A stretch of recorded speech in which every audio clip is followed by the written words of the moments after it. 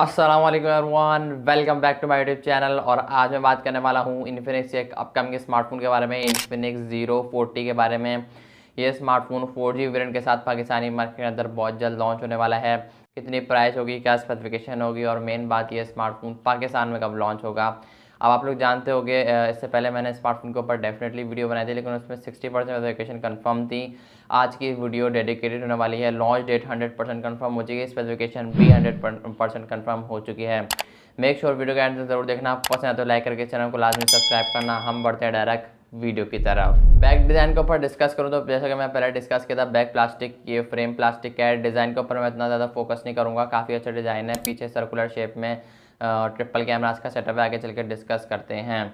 और कैमरास के अंदर थोड़ी बहुत चेंजेस की गई हैं। पिछली वीडियो में मैंने कुछ और कैमरास के मेगापिक्सल के नंबर बताए थे, इस वीडियो में कुछ और बताऊंगा, बिकॉज उस वीडियो में 50-60% स्पेसिफिकेशन कंफर्म थी, लेकिन आज की इस वीडियो में 100% कंफर्म है। सो डेट्स वाई वीडियो दोबारा शूट करनी पड़ी। खैर, सबसे पहले बैक डिज़ाइन की बात करूँ, बैक डिज़ाइन काफ़ी अच्छा है एज यूजुअल, जैसे कि मैंने पिछली वीडियो में बताया था। सेम टू सेम वैसा ही डिज़ाइन है, कुछ डिज़ाइन चेंज नहीं हुआ है।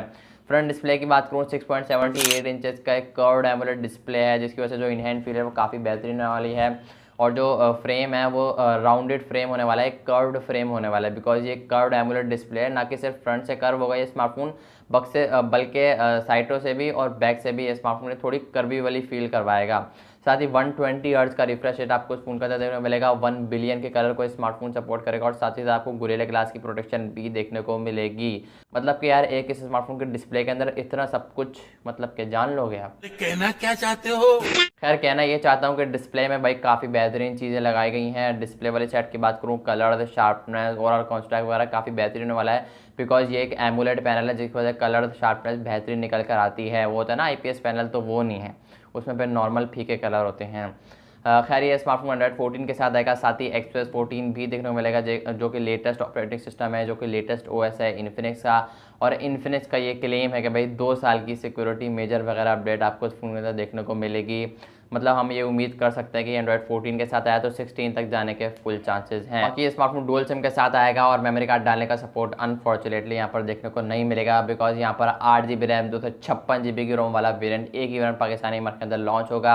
और 256 GB मुझे लगता है यार काफ़ी है भाई एक स्मार्टफोन की नॉर्मल बंदे के लिए। पर अगर हैवी बंदा भी होता है, ये आईफोन वाली रैम, आईफोन वाली बिल्ट इन स्टोरेज नहीं है जो कि 1 मिनट में ख़त्म हो जाए। ये भाई एंड्रॉयड की है, तो भरते जाओ। वो था ना मोटू किस्म का लड़का, धोते जाओ, लाइफ बॉय का जो साबुन था, धोते जाओ, तो भरते जाओ भाई। आप इस फ़ोन के अंदर इस फ़ोन की मेमोरी कभी फुल नहीं होगी, हो जाती है लेकिन इतनी आसानी से भाई बिल्कुल नहीं होती है। मेरे पास 128 GB वाला स्मार्टफोन है भाई, फुल कोशिश करी लेकिन मेमोरी फुल नहीं हो पा रही है। खैर, UFS 2.2 की स्टोरेज देखने को मिलेगी, जिसकी रीड और राइट स्पीड काफ़ी तगड़ी है। थोड़ा बहुत मस्ती मजाक चलती रहती है ताकि थोड़ी इंटरटेनमेंट भी होती रहे। और अगर मैं स्मार्टफोन की परफॉर्मेंस वाले सेट की बात करूँ, यहाँ पर MediaTek की तरफ से होने वाला Helio G100 लगाया जाएगा, जो कि आई थिंक 6 नैनोमीटर आर्किटेक्चर पर बेस करता है। परफॉर्मेंस के लिहाज से काफ़ी अच्छा चिपसेट है, अगर ये स्मार्टफोन जिस हिसाब से मैं प्राइस सोच रहा हूँ उसके अंदर अगर लॉन्च होता है तो। बाकी प्राइस का आइडिया मैं आपको आगे चल के देता हूँ। खैर, PUBG की बात करूँ तो 40 FPS आई थिंक देखने को मिलेंगे, जारो हार्डवेयर बेस्ड देखने को मिलेगा, लेकिन कैजुअल थी थोड़ी बहुत। अगर आप थोड़ी कैजुअल से थोड़ी ज़्यादा गेमिंग करनी है ना, देन ये स्मार्टफोन सूटेबल रहेगा। अदरवाइज अगर आपको फुल बेहतरीन गेमिंग करनी है तो ये स्मार्टफोन सूटेबल आप लोगों के लिए बेस्ट ऑप्शन नहीं है। बाकी बैक कैमरास की बात करूँ, बैक पर डुअल कैमरा, ट्रिपल कैमरास का सेटअप देखने को मिलेगा। 108 मेगापिक्सल का मेन होगा, 50 मेगापिक्सल का यहाँ पर एक अल्ट्रा वाइड सेंसर देखने को मिलेगा। ये एडिशन मैंने ऐड किया है इस वीडियो के अंदर और स्मार्टफोन की स्पेसिफिकेशन के अंदर, बिकॉज जो पिछले इस वीडियो में मैंने कहा था 2 मेगापिक्सल के मैक्रो डेप्थ सेंसर देखने को मिलेंगे, लेकिन यहाँ पर मैक्रो डेप्थ सेंसर नहीं है। 50 का अल्ट्रा वाइड है, 2 मेगापिक्सल का एक डेप्थ सेंसर देखने को मिलेगा। बाकी फ्रंट पे आपको पंच होल देखने को मिलेगा, जिसके अंदर 50 मेगापिक्सल की सेल्फी है। फ्रंट से आप 2K तक शूट कर पाओगे मैक्सिमम, मतलब 1440p तक। 30 FPS का ऑप्शन होगा यहाँ पे, 60 FPS का।